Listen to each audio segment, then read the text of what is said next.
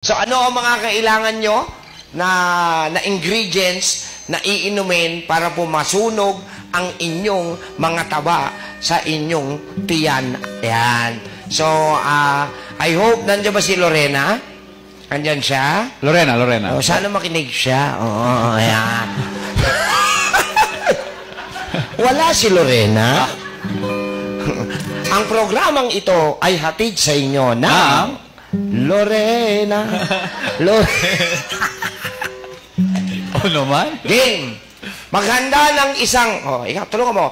8 ounces of H2O. 1 cup or 8 ounces ng tubig.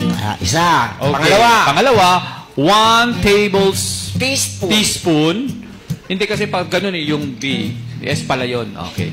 1 teaspoon of green tea powder. Yeah. Powder po ito, no? Powder. Basta ganito. 1 half lemon peeled. Anong plem? 1 half plem? Lemon peeled.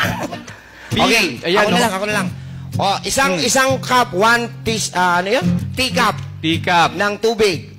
Okay. Isang kutsarita ng green tea powder. May nabibili na pong green tea kahit saan, ha? Powder. Next. Kalahating lemon. Pero peeled na. Okay? Ano ibig sabihin ng peeled? Okay. Balatan na. Oo. Tapos, Including kalahating teaspoon ng grated ginger. Hindi ho luyang dilaw, kundi yung luyang puti. Luyang puti. Magkaiba puti? yun eh. Iba yung dilaw, iba yung puti. Tama. Okay. So, dun tayo sa puti, yung usual. Okay? 1/2 teaspoon na cinnamon powder. Sa mga groceries, may nabibili na pong cinnamon powder. Eh, kung talagang gusto mong mawala yung iyong tiyan, hanapin mo ito. Okay. And last but not the least, honey. 1/2 teaspoon. Yan, kalahati. So, pag sama-samahin nyo po ito sa kalahating, sa isang baso, 1 cup. Okay. Tapos, i-blender nyo. Iinumin nyo po ito may tamang oras. 1 hour before bedtime. So, siguro alam nyo na ibig sabihin nun. Isang oras bago magkama. Matulog. So, kailangan 1 hour. Bakit to? Itong mga ingredients nito ay natuklasan po ng WHO na nakakasunog ng cholesterol, ng fats, at nagtutulong mag-metabolize kahit tulog ang ating katawan. Tandaan nyo, maraming hindi nagme-metabolize during we are asleep.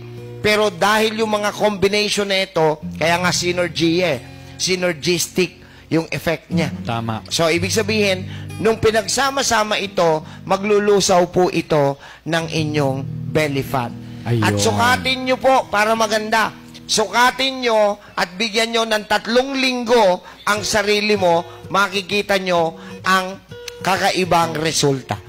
Okay? So, mga kapatid, ulitin ko, yung tip na yan, libre. Tama mo ba? Walang bayad. Kaya mong gawin kahit wala kang katulong. Correct? So, gawin lang po natin ng tama para hindi masayang yung inyong ginagawa. And, kung dun sa naman sa nahihirapang matulog, ayan. ang tawag natin dyan sa Tagalog ay, English ay? Insomnia. Insomnia. Yan yung mga may sakit na hindi makatulog. Para sa akin, yan ang pinakamagandang sakit eh. Para sa akin, ha? Bakit, ma'am? Aba, papipiliin kita. Ano gusto mo? Hindi makatulog o hindi na magising? Ay, siyempre, doon lang ako sa hindi matulog. Di ba?